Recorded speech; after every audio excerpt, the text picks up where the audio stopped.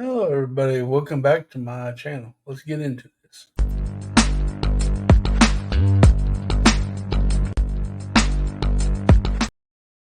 Hello, everybody. Welcome back to my channel. This is another podcast coming at you beyond the click and cliff.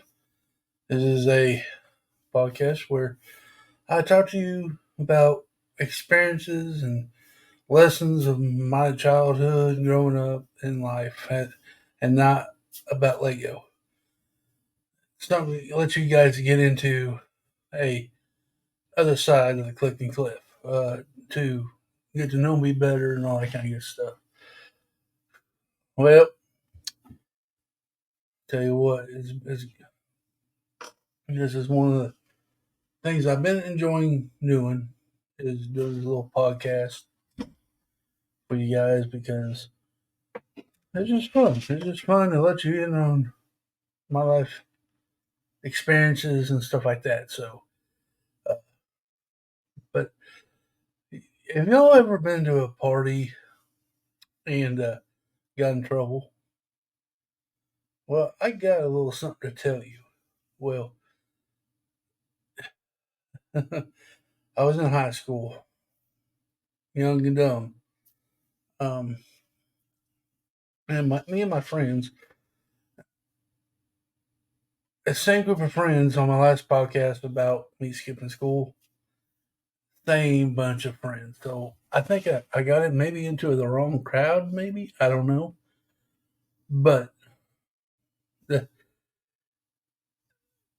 it was, I don't know. We were, at the time, I think I was 17 or 18. I was a senior in high school. I was working in a supermarket at the time. And anyway, my friends, the parents are going to be gone for the weekend. And, just like the movies, when I don't know, what is it, cat's gone, the mice will play, singing. Well, uh, my friend's parents wasn't really strict like I would be, so they allowed a lot of stuff to happen. Um, and liquor was part of it. And I never really been drunk before. Never really been Never really got drunk. I drank a little bit, on the weekends. I kind of couple. My favorite go to was Jack Daniel's wine cooler or something. That's what I drunk. But that night was something different. Uh, it was a football game. We went to the football game. Of course, I played, and then after that, we went over to my friend's house, and well, I told my mom and dad. My dad and mom, parents weren't really too keen on the drinking aspect of life or anything like that. They didn't think I should be doing that. You know, you don't want your kids to be drinking especially at the age 17 or 18. Um, my parents thought the same thing. Well, after that night, I to uh, went to the party,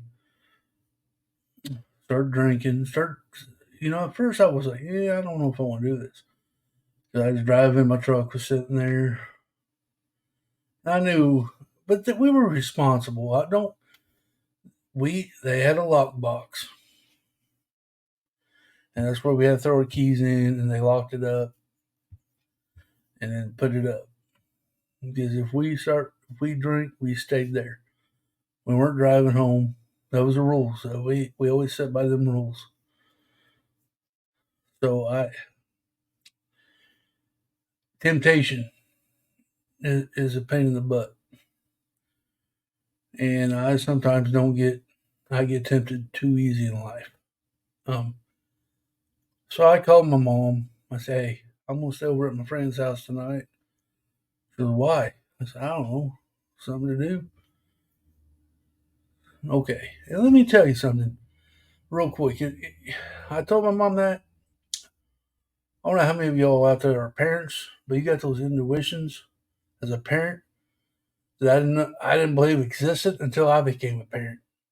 So so there there you have it. And my mom's intuition kicked in. Well, we were playing poker, shots. What do you call it? We throw the ping pong into the solo cups and beer pong. We were we were living it up, acting like we were movie stars. I met a met a girl there. Didn't nothing happen. Just I met her and we talked and started dating even. But I'm assuming y'all know where this story's headed. Um, I started drinking. One shot turned to two, two turned to four, four turned to so on and so on. I was plastered. I was drunk, and I was sitting in a room with this young lady and a couple of our friends sitting there chatting, talking, and my buddy comes in. He goes, "Cliff, your mom's here." I'm like, "What?" And I knew right then I was busted. I was busted, and I told her, "Tell her I'm asleep." I'm like, act like I was asleep. Maybe she should go home. And if y'all knew my mom, she wasn't going home. So my mom was sitting in the front porch, and I hear, "If you're in there, Clifford, you better come out here right now. I don't want to call the cops." I'll go out there, walked out there. Well, I didn't really walk out there. I stumbled out there. My mom, she goes, "You coming home now?" I'm pure embarrassment. Pure embarrassment. I I went home. Well, I didn't drive. I left my truck there, got home, and of course my dad was sitting up, and my dad was a different character. He how he parented was through life experience. Like I've got to learn the hard way. You've got do it, Clifford. You get you'll learn. That was his motto. I had to live it to learn it, and I'm that way. I have to live it to learn it. Y'all can sit there and tell me not to do it. I'm going to do it. I got to learn from it. I got to see for myself. I can't rely. I can't take your word on it. I have to go do it and say, "Yep, you were right." So, needless to say, I went in. Went in the living room. My dad's sitting there at the table, drinking his coffee. This is like 2 or 3 o'clock in the morning. He had to work that day. We had to go out and do chores and stuff that next day. I knew that. I was gonna be home in time to go do our chores and stuff like that. So at that time we lived out in the country and we had stuff we had to do. And it was Octoberish, I think, maybe, or maybe into September. Well, it's cool, cooler weather. Well, I get home, my dad sat down there and told me, he goes, "Son, why? Why would you think this would be fun?" I said, "Dad, did you not grow up? Were you not a kid?" And I was drunk. And when you're drunk, you're 6 feet tall and bulletproof, and you think you can take on the world. And I thought I could take on my dad, but we didn't fight. I mean, we talked, we verbally talked, and like, what? Dad? I was responsible. I didn't drive. I left the keys in the box, like we were told. I wasn't going to drive. I was going to stay there till it's time to come home in the morning. I mean, at that time, I was done drinking. When my mom showed up, I was done drinking. I was already feeling good and pretty well slobber knockered, and I, I wasn't going to drink no more. Um, but my dad goes, "Well, go to bed. So I go, all right, walked to my room, passed out. And this, like, let me remind you, it was like 2, 3 o'clock in the morning when all this happened. Oh boy. 5 o'clock came fast. Just like 2 o'clock to 5, we only got, what, 3 hours of sleep? It's just like you just got to sleep too. And here comes my dad with a pot and pan just banging over my head. And I woke up, I had that splitting headache. I was like, no, and we went out all day and chopped wood all day. I was not feeling it. And of course, being a young man, I was the log splitter. We didn't have a log splitter. I was a log splitter. So I was sitting there with a split mole, chopping wood, throwing up. I mean, it was the most horrible day ever. And later on that day, my dad goes, well, let's go get your truck. So I hopped in the truck, and I'm still wheezing. We got to my friend's house. Of course, their parents were home at that time, and everybody was still, there lounging around. Walked in there, kind of like the walk of shame. Walked in there, and I say, I apologize. I'm sorry, guys. I hope my mom didn't run you a good night. And her parent goes, well, let me tell you something. We didn't. They're in trouble too, so you're not the only one in trouble. So apparently, they didn't know he was going to throw a party, and then they walked in on them after my mom did. My mom didn't call them, and I got my keys. Oh, what? And she goes, you already been home? I said, yeah. My mom, I told her my mom came and got me. She goes, so you probably already got in trouble. Well, yeah. These boys are waiting in line for their parents to come here, and they're gonna get talking to too. And and the punishment was not over for me. My friend's mom and dad called my mom and dad and apologized to them, saying, look, we didn't allow this to happen. We didn't know what was going on. We thought, they were going to come over and watch movies and do what we normally do over their house. We watch movies. Uh, some of them play that Dungeons and Dragons game, and or play video games or whatever. And I guess they found the liquor key or something that have locked up. So the punishment was we had to go back over to my friend's house, and we had to clean that house top to bottom. I mean, ceiling swept, walls wiped down, the whole works. And we all had to do it. That was and it was a life lesson, you know. And I kept looking at my friend. I said, why do we keep getting in these situations? He goes, I don't know. I guess we're just dumb. Apparently so. I mean, this is twice where we got in trouble bad, skipping school. And now this, what are we going to do next? And I'll tell you what, we're not done with the story there. This is, I found myself in a bunch of particular situations. There's more stories coming with the same group of friends. But,